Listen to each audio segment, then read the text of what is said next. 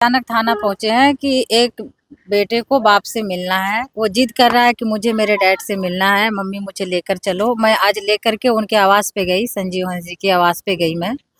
तो वहाँ उनके स्टाफ थे, उन्होंने अलग अलग 3-4 स्टाफ जो भी थे अलग अलग बोले कि यहाँ रहते ही नहीं है। एक ने बोले अंदर है, एक बोले कल गए हैं यहाँ से दिल्ली। तो ये फोन से उनसे बात किया गया और वो झूठ बोल रहे हैं। मेरे पास जो नंबर थे उनके, जिस नंबर से उन्होंने बात की है 2022 में मेरे से, वो दोनों नंबर ब्लॉक है। तो मेरे पास कोई और रास्ता नहीं था उनसे बात करने का, तो मैं डायरेक्ट उनके आवास पे इसीलिए गई थी। फिर जब बच्चा जिद करने लगा तो मैंने बोला कि मैं कम से कम जानना चाहती हूँ कि है कि नहीं है, मुझे उनसे मिलने दिया जाए बच्चे को। नहीं तो मैंने 112 बुलाया, 112 की पुलिस गई।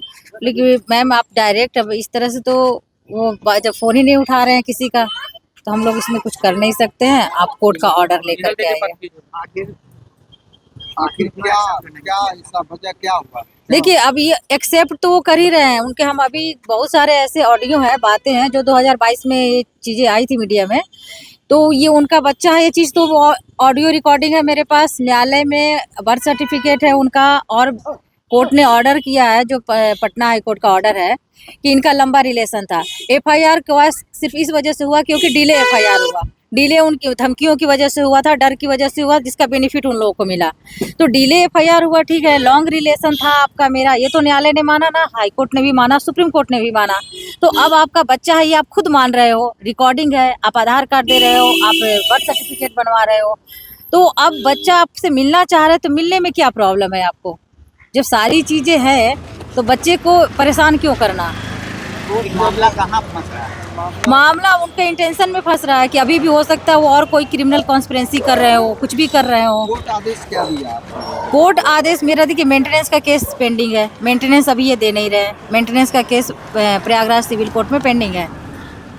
तो और ये एफआईआर इनका क्वैश हो गया, तो जो पेंडिंग है वो तो प्रोसीडिंग के थ्रू ही होगा।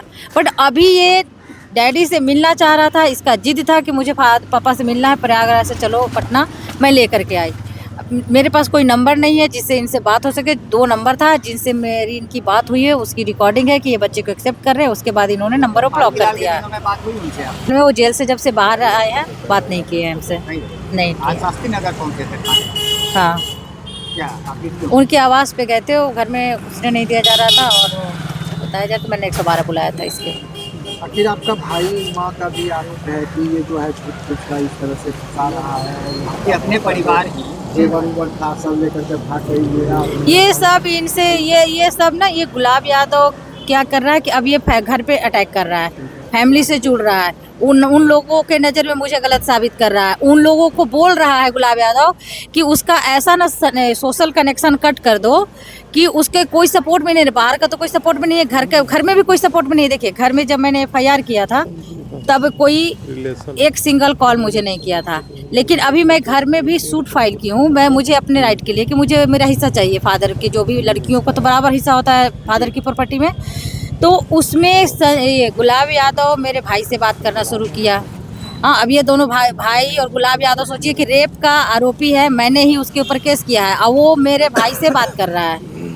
तो 2 मेरे सगे भाई और 4 मेरे चचेरे भाई, इन लोगों की अलग कॉन्स्पिरेंसी है कि लड़की होकर के हिस्सा लेगी, उसको मार दिया जाए, गांव आने ही नहीं दिया जाए, गांव आने से रोका जाता है। और उन लोग खुद ही, मेरे चाचा का एक लड़का, इन लोग खुद ही क्रिमिनल कॉन्स्पिरेंसी करते रहते हैं कि लड़की होकर के इतना हम लोग का बदनामी हो गया। अरे मैं अपने बच्चे की हक की बात कर रही हूँ, मैं कॉन्स्टिट्यूशनल बात कर रही हूँ, मैं राइट की बात कर रही हूँ, मैं लॉ की बात कर रही हूँ, तो इनकी बदनामी हो गई। और ये जो मेरे चाचा का 4 लड़के हैं, नंबर 2 पे जो उनका लड़का, उनका नाम रविंदर है, आप ये मीडिया में चलाइए, वो एसटी का सर्टिफिकेट बनवाकर, हम लोग बाई कास्ट यादव हैं यहाँ। अगर आप जाइएगा, अगर आपके पास मध्य प्रदेश में कोई भी मीडिया रिपोर्टर हो, उनसे कांटेक्ट कीजिएगा। मध्य प्रदेश में एक ज़िला है उमरिया ज़िला में वो एसटी बन करके नौकरी कर रहा है कोल माइंस कंपनी में।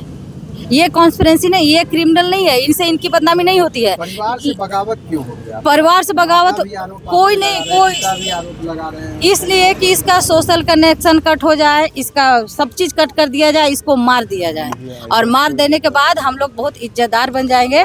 यही गलत थी। अब सोचिए इससे बुरी बात क्या होगी कि मेरा भाई उस आदमी से बात कर रहा है मेरे खिलाफ, बुरा बोल रहा है, जिसके ऊपर मैंने रेप का केस किया है। ठीक है, डिले के कारण हर चीज़ का एक लॉ होता है, जो लॉ समझता नहीं है, जो पढ़ा नहीं है, उसके लिए बस खाली ऊपरी बातें होगी।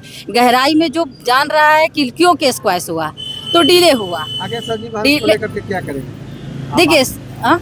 आगे क्या राय है आपकी, क्या क्या कदम उठाइएगा? नहीं, पहले फैमिली वाले मैटर को हम इसलिए कंप्लीट करना चाहते हैं कि देखिए, जब डिले में एफआईआर तुरंत लड़की करेगी, घर वाले सपोर्ट करेंगे तब ना।